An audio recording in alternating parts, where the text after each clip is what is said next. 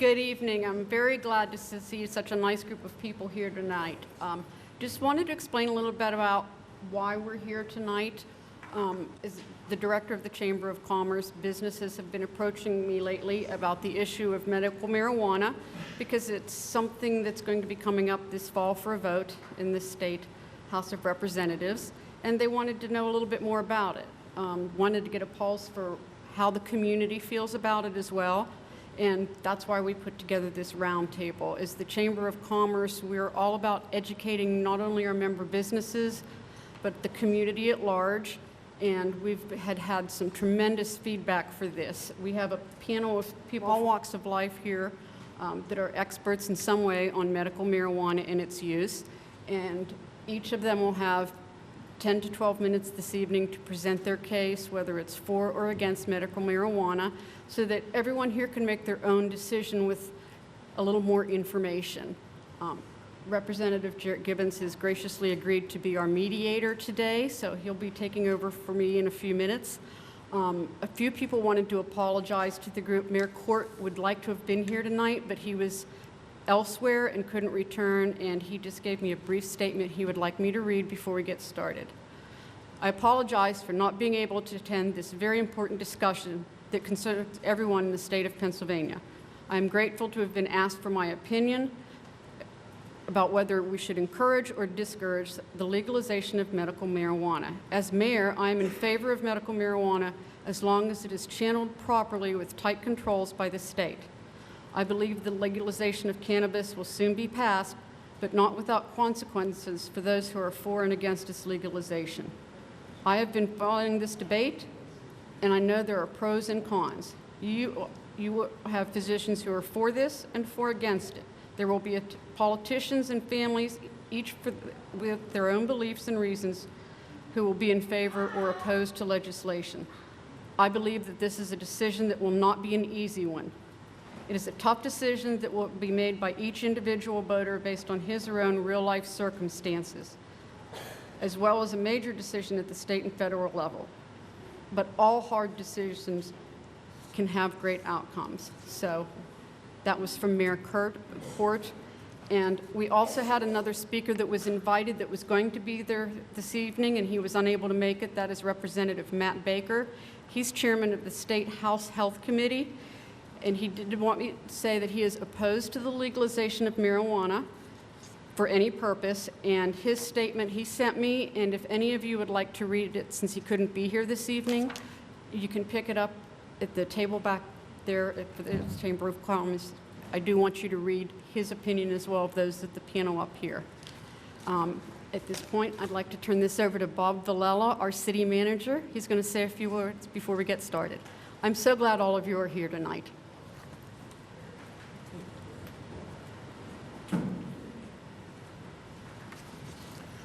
Thank you. On behalf of the Borough of Ellwood City, our mayor and council, I'd like to welcome you all to this exciting and provocative roundtable discussion regarding medical cannabis. My name is Bob Villela. I'm the manager of Ellwood City Borough. In 1936, a film was produced to stimulate family morality. It was later purchased and became somewhat of a cult classic known as Reefer Madness. Pulling some material from the internet regarding the film, I want to share with you the opening crawl as follows.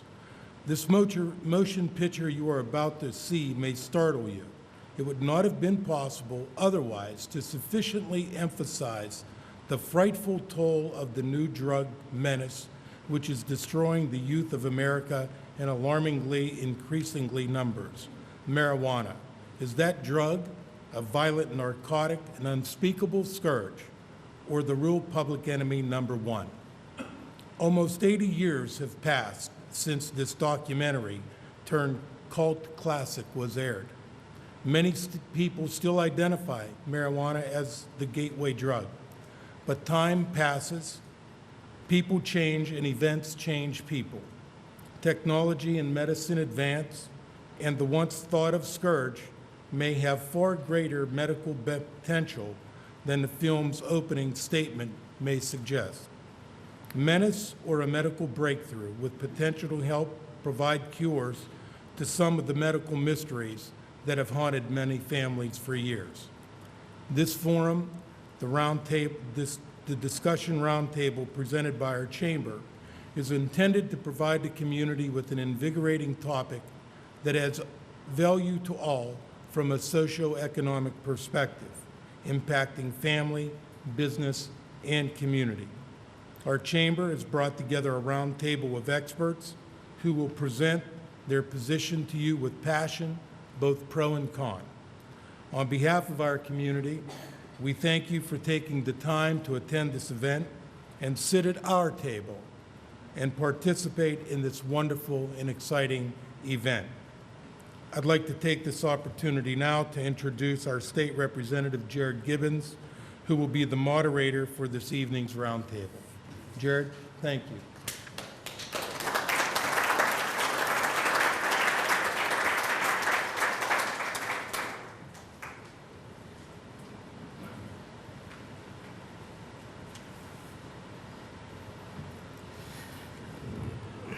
Thank you, Bob, and thank you, Lori, for starting this event and for bringing this to the people of Ellwood City and our local community. I think it's an important discussion, and I think everyone here hopefully is looking forward to an interesting discussion and a very educational discussion.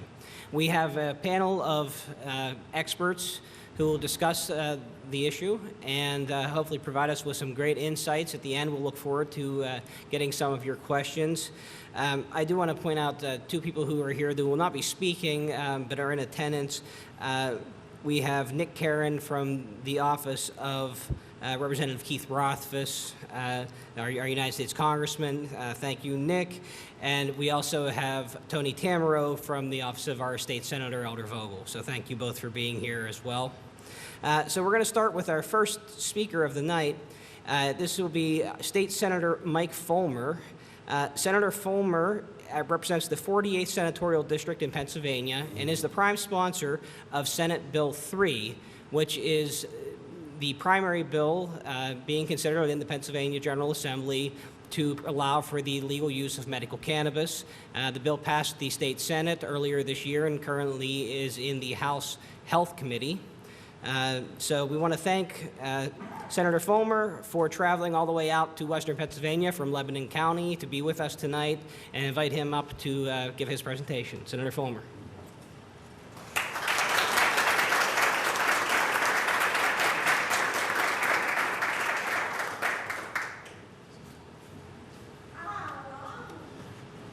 Good evening. I'm a little shorter, so. And these here are clickers because as I'm getting older, my arms are getting shorter and I can't just hold out as well.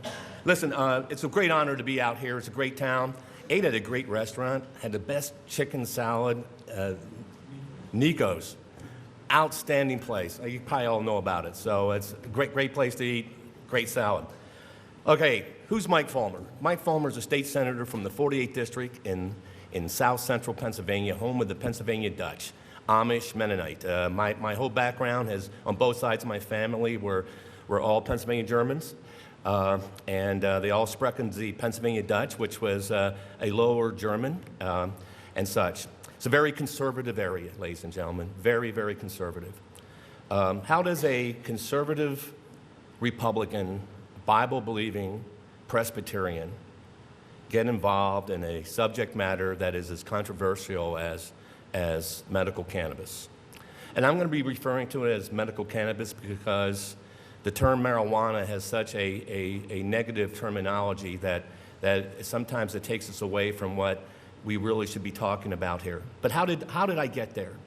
It started back in the fall of 2013. Two mothers came to see me that lived in my district, and they weren't quite sure how this white-haired conservative Republican old guy was going to take their request for me to help co-sponsor a bill by a fairly liberal Democrat Senator, Dalen Leach, on medical cannabis. And they brought their issue in to me, and they laid out for me a outstanding argument, and they left me a litany, and I mean a litany of information. That was a Wednesday meeting in my district office. I just finished, I'm a non-Hodgkin's cancer lymphoma survivor. I just finished my last treatment. Well, knock on wood. I'll know January if it's my last one. But we've been doing that battle pretty well. Well, I just finished a treatment, so I was loaded up in my prednisone, which is a steroid. And by the way, Mike Fulmer, by the way, I'm going to let you know something. I could have a squirrel moment at any time.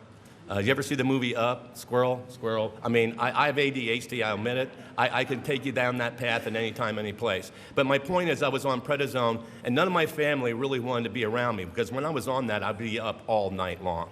I couldn't sleep. It just makes my head race and so forth. So I had all this information at Friday night, and I started reading at about 7 o'clock Friday night, got on the computer, and was on the computer all night long. Well, my wife gets up, it was about 5 o'clock in the morning. She comes down, she goes, "What are you doing on the computer all night long?" I said, "His name is Jake, he's from State Farm, and he wears khakis." Actually, no. What I did say was, I said, "Sheila," I said, "there's real medical value to cannabis. There's real research out there. There's real science out there. We have been basically lied to for about 70 years on what this could bring to the table.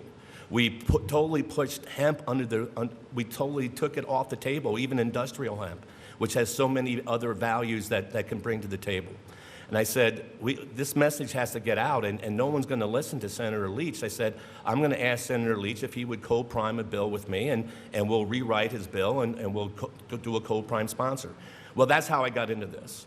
I shocked my chief of staff totally off the wall. He started laughing at me when I told him what I was going to do. The first thing I did, I went to my church, and I went to my pastor and the 2 elders in my church, and I said, "Listen," I said, "I don't want you guys to think I'm falling off the deep end here, but I'm not a stoner, you know, I'm not." But I said, I'm going to be doing this bill for safe, compassionate access to cannabis for sick people in Pennsylvania if their doctors so decide that was the route that they want to take. So my whole philosophy behind this whole thing is this. Ladies and gentlemen, if we can get a prescription for OxyContin, Percocet, Vicodin, Zohydra, if we can get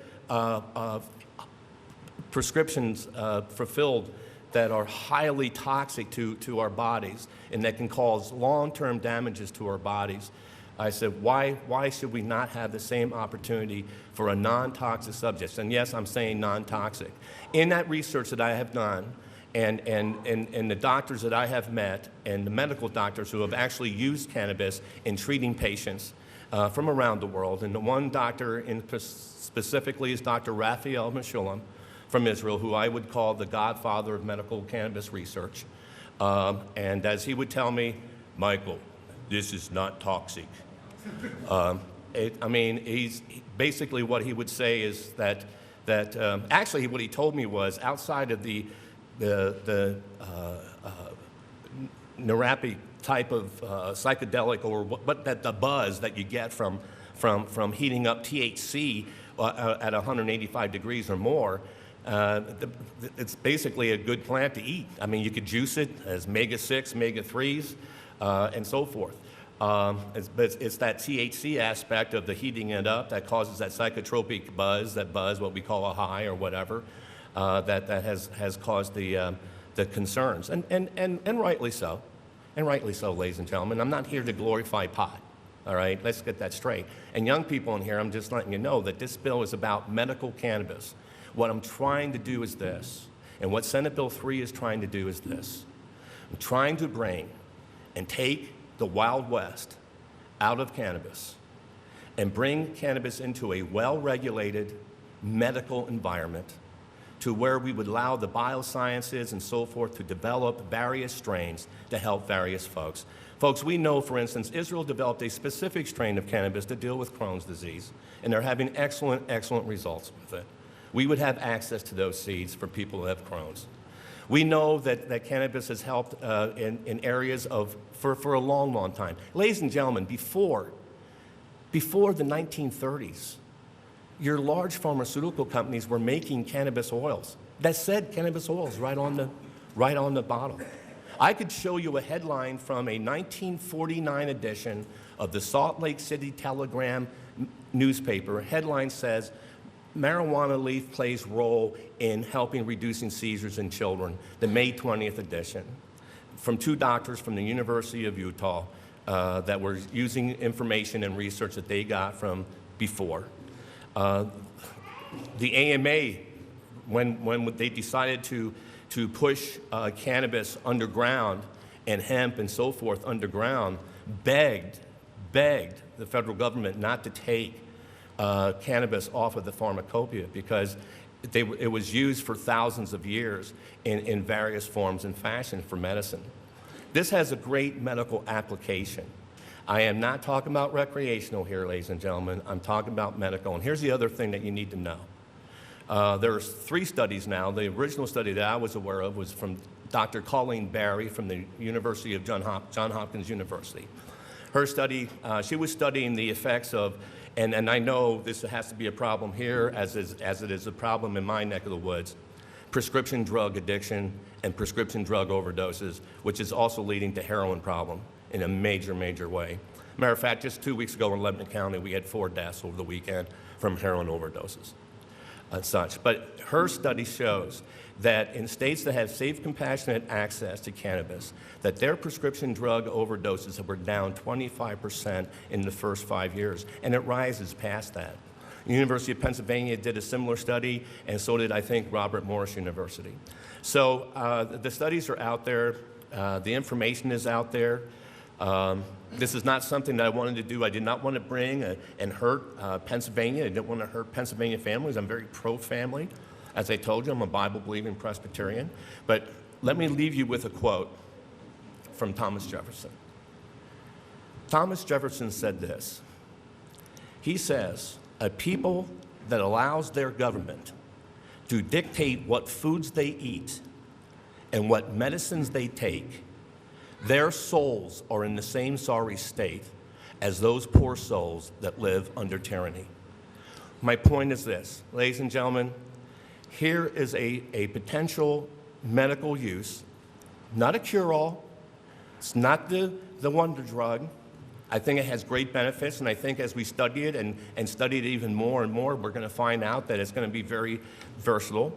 But I believe it's going to be able to help us with our heroin problem. Believe it or not. I believe it's going to help us with specifically with the prescription drug problem, because it could be alternative. As I was doing my studies, you have to understand our bodies have, and this is where Dr. Raphael, by the way, Dr. Raphael Mechoulam was paid by our federal government for 40 years to study the medical aspects of cannabis. It was his team that discovered the endocannabinoid receptors that are in our bodies, that are around our brains, around our major organs. It was his team that discovered that THC, that substance of cannabis that causes that psychotropic high when heated up, can actually help and kill cancer cells. They were shrinking tumors in backs of rats back in the late 1990s with an oil from a THC-laden oil.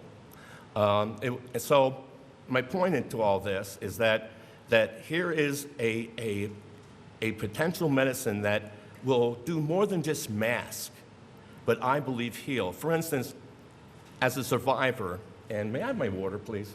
Just real quick. For whatever reason, you guys made me nervous.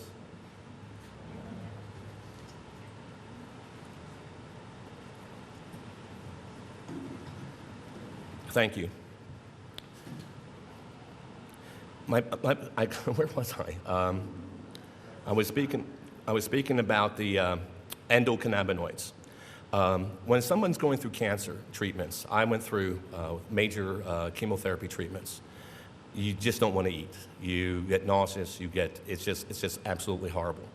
And what happens is that endocannabinoid receptor in your brain is not operating the way it should be. See, when all your receptors are operating the way they should be, your body tells you when you're hungry and you eat because your body needs nourishment and so forth. Now, when a healthy person would partake of cannabis, that will overstimulate that receptor and cause them to have the munchies. But when someone who is ill and sick and going through chemotherapy or radiation or the combination of the both, it goes in as a healer. You see, the cannabinoids, the cannabinoids from the cannabis almost act like a key. And the endocannabinoid receptors is the receptor to that key. And it's almost amazing how under the microscope you see how they fit and how they just connect. So it's more than just about masking a pain. It's more than just about it's about healing also. So we need to do this cautiously. I understand that. I'm not out here waving, no fear in marijuana. What I'm saying is that this could be some of the safest medication that we could be giving people under a well-regulated and knowing what's in it. See, that's the important thing. See, ladies and gentlemen, right now, people who buy on the underground market and so forth, they have no clue what's in. They don't know if there's pesticides, mold, and so forth. Under a well-regulated scenario, we'll have third-party labs testing, making sure that the strains are what they're supposed to be. If it's supposed to be a 20 part CBD and 1 part THC strain, we will know that. And we'll know that there's no pesticides. We'll know that there's no mold. We'll know that it's medical grade. It'll be treated just like any other medicine to make sure that when sick people are using this, it won't hurt them, but rather than help them. That's the whole goal of this, to give safe, compassionate access to people to something that a lot of folks are already doing underground. And I'm not talking about kids who are trying to smoke pot recreationally.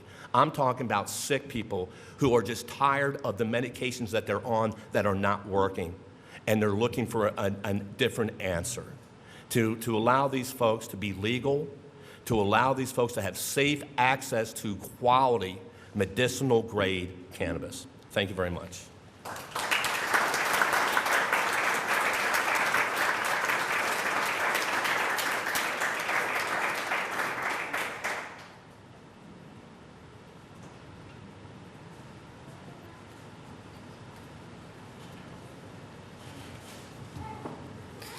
Thank you, Senator Fulmer, for coming out and joining us today and for